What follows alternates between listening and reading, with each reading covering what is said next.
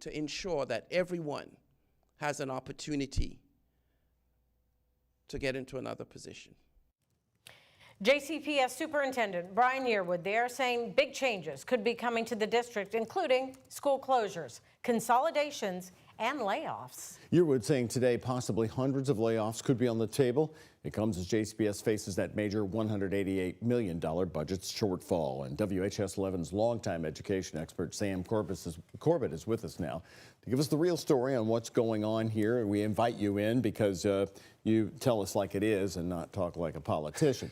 So it was in the bottom line when you listen to this plan. Is it a smart plan? Is it the only way they have really to go to get out of that kind of deficit?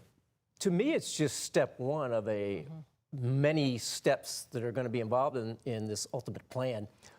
The superintendent talked today about these moves, the closure, the combination, the consolidation is going to generate $4 million in savings. But as he pointed out, and he was using the figure of $132 million they have to find before July 1, and said, well, this is $4 million against the 132, so we now only need 128. That's a lot of money. Yeah, but Sam, when you hear $4 million and the deficit of 188, that doesn't sound like anything. So it's like you're going to close schools and people are going to be so emotional, and that's not a lot. You're not moving very far. So you're right. What has to happen next to make up that big savings? What you're going to see probably in January is they are going to come to the board. The administration is going to come to the board with some major personnel recommendations. Because as we talked about before, remember, 80% of their budget are people. So if you need to cut over $100 million, you can't close that many schools. You can't do anything other than cut people. And unfortunately, that's what's going to happen. They will make some money with the land value. We talked about Zachary Taylor, which a lot of people are going to be emotional about because that's a very popular school out in that area, but that's a popular area for land. But he says the attendance is under 50%. Right. Their attendance is down. And Connie, I was told this afternoon that that piece of dirt that Zachary Taylor sits on, which is a little more than 11 acres, is potentially worth $10 to $11 million, just the land. Okay. So the question is, did that factor into the decision to close Zachary Taylor? Yes. It's an older building, their attendance is down, but they're also sitting on a pretty big asset that they could sell. You say that. Your broker is shooting high. I talked to another one. It's a little lower on that, but you're right. It's in the millions. Isaiah reported at 5 o'clock that there are hundreds of people with salaries over 6 figures. 6 figures are over in the JCPS system, not just the central office, but broadly. That's correct. What's your view on that? Is that where this got out of control? Are there too many people being paid too much at JCPS? Well, I don't have any trouble with what an individual person is making. For instance, a high school principal, they might make $165,000, $170,000. We wouldn't do that job for that money. My concern has been that there's just too many people at that level above $100,000, and many of them are located within the central office, which is what the superintendent has said from the very beginning. He doesn't want to cut school-based people. He's going to focus on the central office people. After cuts to the central office, then where?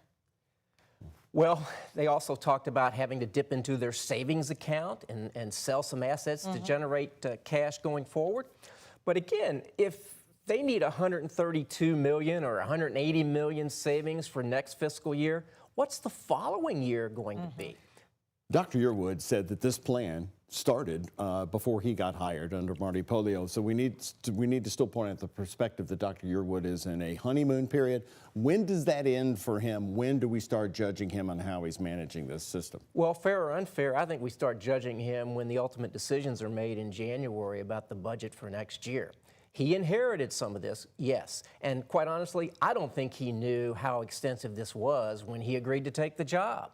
But the reality is, it's now his, and the decisions that they're going to recommend to the board, everybody needs to remember, nothing happens until the school board, the 7 members, approve it, whether it's closing schools, cutting people, whatever. It's all a school board-based decision.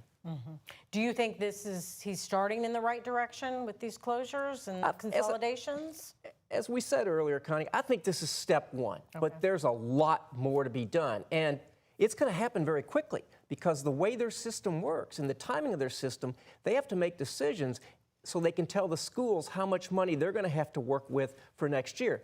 So what's that mean? Between now and the middle of January, this is all going to play out. They triggered this plan fast. I mean, they're doing public hearings, but the board vote's coming up on December 9th. Are the hearings going to even matter? Well, I would tell you that the lobbying of individual school board members started this morning when they made the announcement, and it will continue. They always want to do the public hearings. They want to hear from people, but then you'll cover it. Let's see how many people actually show up for these hearings.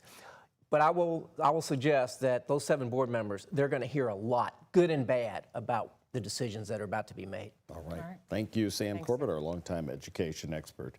Okay, we are following the continued drizzle here in